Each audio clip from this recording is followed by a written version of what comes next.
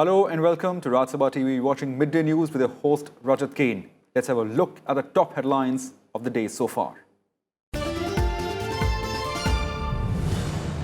No immediate relief for P. Chidambaram from Supreme Court in INX media case. Matter to be heard by Chief Justice of India against his plea. Enforcement Directorate issues lookout notice, restricts movement across land, air and seaports.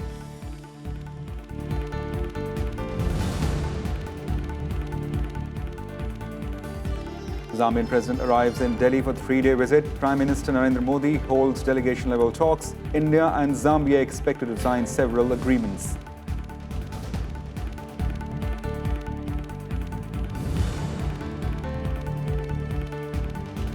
Uttar Pradesh Chief Minister Yogi Adityanath expands cabinet. 22 MLAs take oath, induct 2 new faces as cabinet ministers, elevates 4 ministers of state.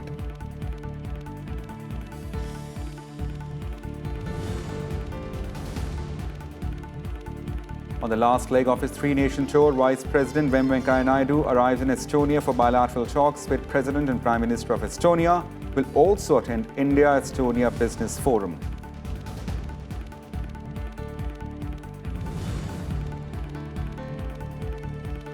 PV Sindhu and Saina Nehwal to start the campaign in the ongoing BWF World Championship. HS Pranoy enters pre-quarterfinals of men's round.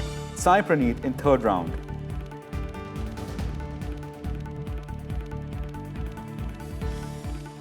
Well, now news in detail. Senior Congress leader P. Chidambaram, who is facing threat of arrest in the INX money laundering case, today failed to get any immediate relief from the Supreme Court bench, which said his petition would be put forth before the bench of Chief Justice for consideration urgent listing.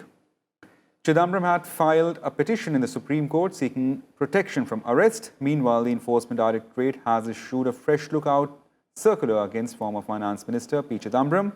ED said alert notice against Congress leader has been sent to all land, air and seaports and law enforcement agencies at these facilities. In the morning, CBI had asked Chidambaram to appear before it within 2 hours after failing to find him at his residence. On Tuesday, Delhi High Court refused Chidambaram to grant any protection from arrest in the INX media case. The officers from CBI had visited Chidambaram's Jorbagh residence, but former minister was not available. The senior Congress leader's role had come under scanner in the INX media case involving rupees 305 crore. CBI had registered an FIR in the year on May 15, 2017, alleging irregularities in the FIPB clearance granted to Media Group for receiving overseas fund in the year 2007 during Chidambaram's tenure as Finance Minister. Thereafter, ED lodged a money laundering case in this regard in 2018.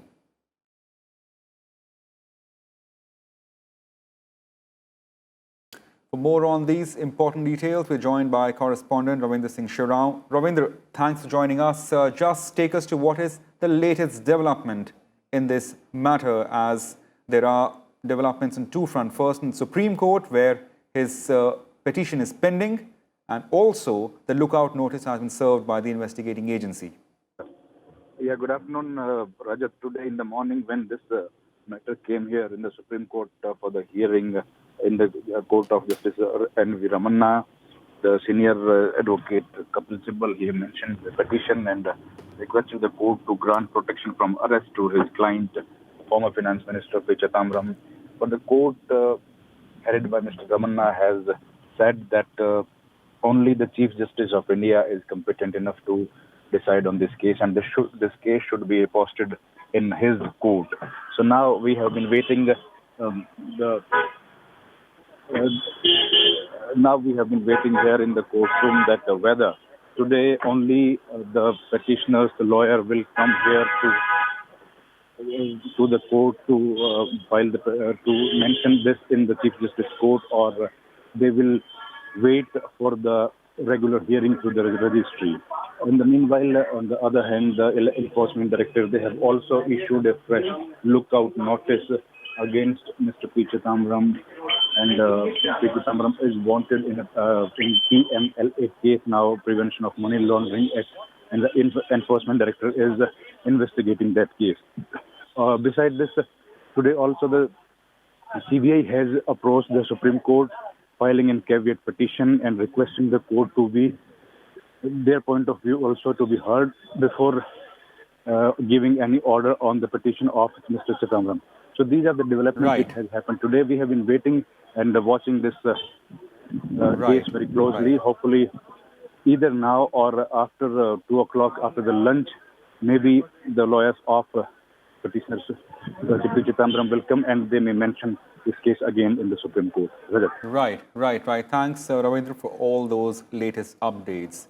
Now, moving on with authorities easing restrictions, Jammu and Kashmir is slowly returning to normalcy. All middle schools reopened today in Kashmir Valley. Jammu and Kashmir government spokesperson Rohit Kansal said on Tuesday that compared to Monday, the attendance of students in primary schools across Kashmir has improved. On Tuesday, restrictions were relaxed in 136 police station areas out of total 197 in Jammu and in Kashmir. While in Kashmir Valley, restrictions were eased in 50 out of 111 police stations area. Public transport has started plying in areas where relaxations have been provided, and inter-district transport has also started functioning. The Jammu and Kashmir administration constituted 3 separate committees for devising modalities for functioning of the proposed union territory of Jammu and Kashmir, besides dealing with financial matters and staff issues. 12-member committee would be headed by advisor to Governor K.K. Sharma, and terms of reference of committee would be steps to be taken for transition from state proposed union territory of Jammu and Kashmir by various departments and conduct of government business in proposed UT.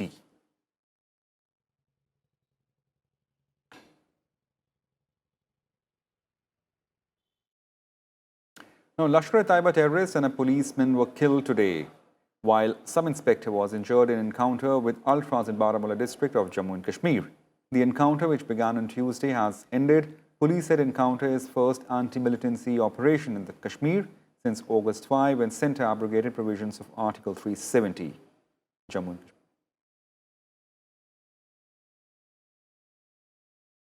Prime Minister Modi on Tuesday held telephonic conversation with his British counterpart Boris Johnson, during which Prime Minister Modi raised issues of violence against members of Indian diaspora celebrating Independence Day outside Indian Mission in London. Johnson expressed regret over the incident and assured necessary security measures to ensure protection for the Indian Mission as well as its staffers and visitors. Violent clashes took place outside the Indian High Commission when thousands of people converged there for pre-planned protests and counter-demonstrations on the August 15th. During conversation, British Prime Minister Boris Johnson also made clear to Prime Minister Modi that Kashmir remains a bilateral issue between India and Pakistan as far as UK view is concerned during a telephone call between the two leaders.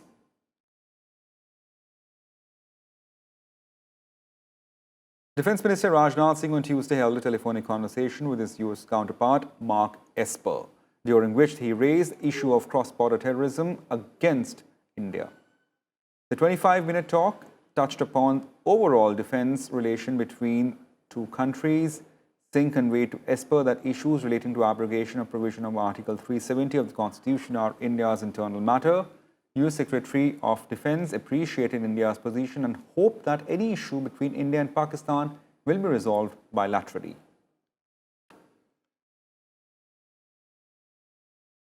Defence Minister Rajnath Singh has emphasised the need for indigenisation of defence equipment to reduce dependence on import of the armed forces. Speaking at a seminar in the capital, Singh stressed on keeping pace with technological advances to bolster defence production and added that efforts are on to engage private sector through Make in India initiative. Delivering keynote address at seminar, Air Chief Marshal B.S. Dhanwar said high-end obsolete equipments are being replaced with the indigenously developed ones. He also said operational capabilities of Air Force requires induction of state-of-art equipments. Easy access to these test facilities to the private sector will go a long way in helping the industry meet the best quality standards required for defense equipment manufacturing. If there is no war, we cannot wait for indigenous technology to replace obsolete war-fighting equipment. neither will it be prudent to import every defense equipment from abroad. So what are we doing? We are replacing our high-end obsolete weapons with indigenously developed ones. The President of Zambia, Eja Chagwa Lungu, accorded Guard of Honor on his arrival at Rashtrapati Bhavan. He's on a 3-day visit to India. The Zambian President is holding delegation-level talks with Prime Minister Modi. The Zambian President is expected to meet President Ramnath Kovind. The bilateral talks are expected to review the entire gamut of bilateral relations and are expected to cover issues of bilateral, regional and international interest. India and Zambia enjoy friendly relations and the bilateral trade has grown steadily. In 2018-19, the bilateral trade was close to $830 million between the two countries. India have been very close for years. Before independence in 1964, we got inspiration from the Indian people. So my expectation here today is simply to improve our relationship, and I know that we're going to sign some agreements which will be the foundation of an improved collaboration and cooperation. I expect much more than that. In fact, as we talk, we'll be able to go into details. Thank you so much. God bless you. Welcome back. Vice President Venkaiah Naidu today held meeting with President of Estonia. Vice President reached Tallinn, the capital of Estonia, on Tuesday on the final leg of his 5-day visit to the 3 Baltic nations. He's also slated to meet Prime Minister of Estonia. Later in the day, he's also scheduled to address a seminar of heads of the mission ambassadors at the Ministry of Foreign Affairs of Estonia. Later, Venkaiah Naidu will attend the Indo-Estonia Business Forum. He'll also meet with Indian community in Estonia. Earlier on Tuesday in Latvia, Vice President unveiled the bust of Mahatma Gandhi, followed by presentation of books at National Library of Latvia.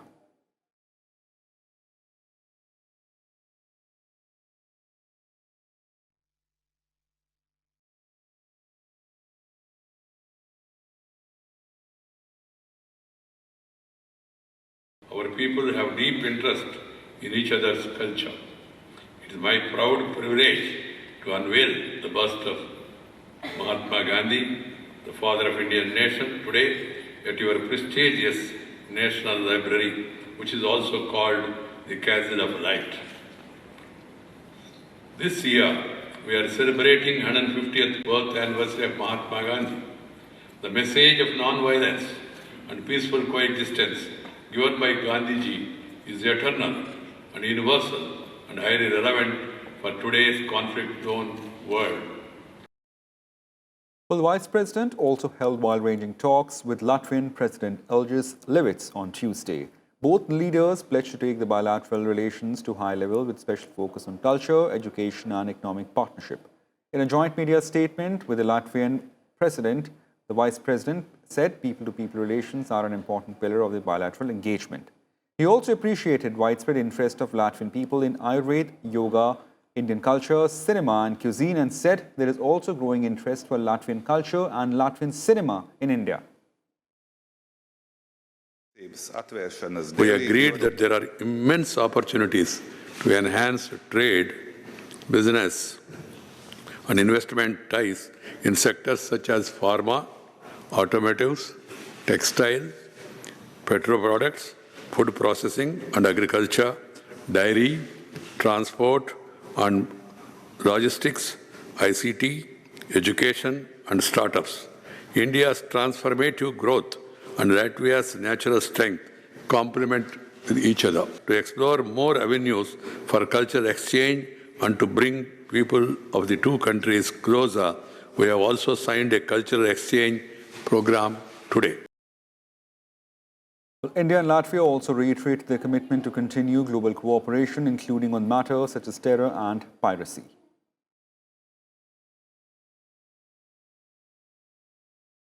I also highlighted the dangers posed by terrorism, saying that terror is an enemy of humanity.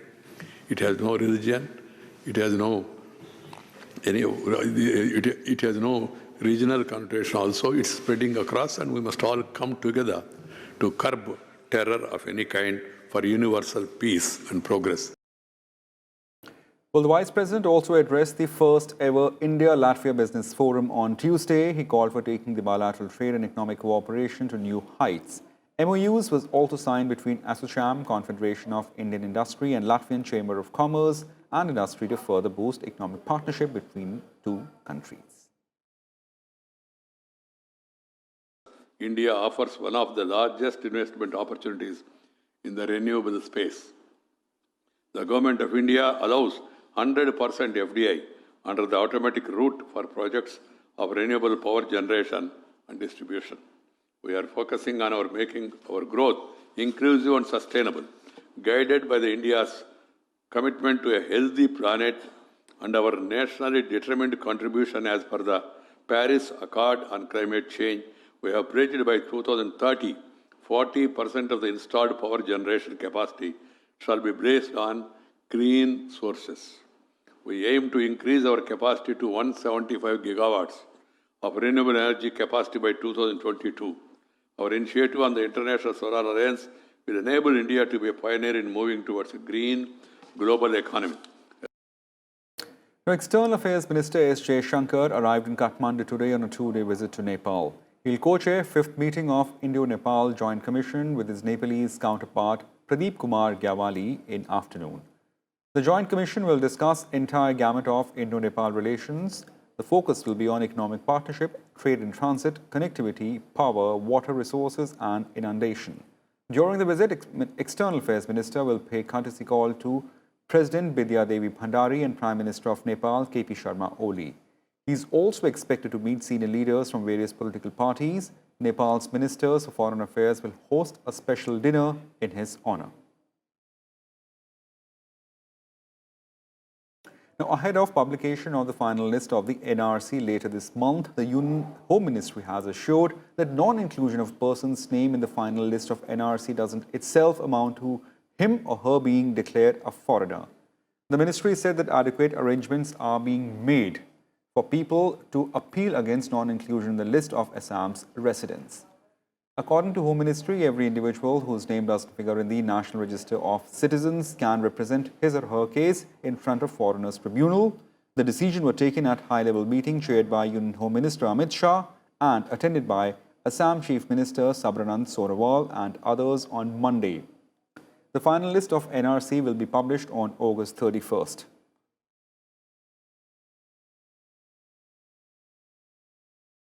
The centre has approved additional assistance of more than 4,400 crore rupees to Odisha, Karnataka and Himachal Pradesh. These states were affected by drought, avalanche, hailstorms, landslides and cyclone Fani.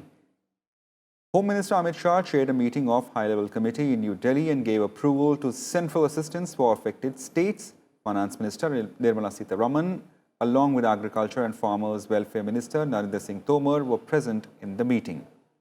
The meeting also reviewed the ongoing flood situation in many parts of the country.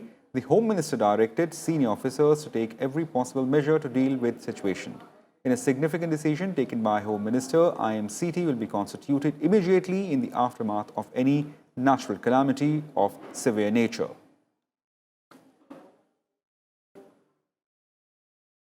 Former Madhya Pradesh Chief Minister and senior BJP leader Babulal Gaur passed away this morning at a private hospital in Bhopal after prolonged illness.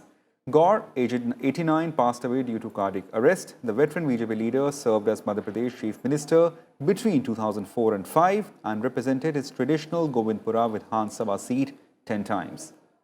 Prime Minister Modi mourned the death of Babulal Gaur.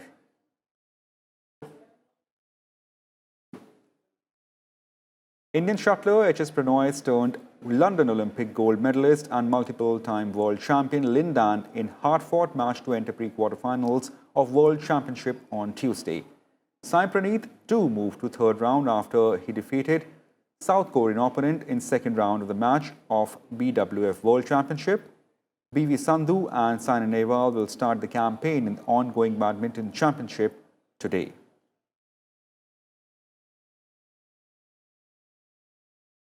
Carrying on with sports, Indian men's hockey team won the Olympic test event, beating New Zealand 5-0 in Tokyo today. Captain Harmanpreet Singh, Shamsher Singh, Neelkanta Sharma, Gursahibjeet Singh and Mandeep Singh accorded 1 goal each for India. India had lost 1-2 to New Zealand early in the round-robin league stage. While Indian women hockey team also secured its place in the final, they played out a goalless draw against China in a third and last round-robin league match.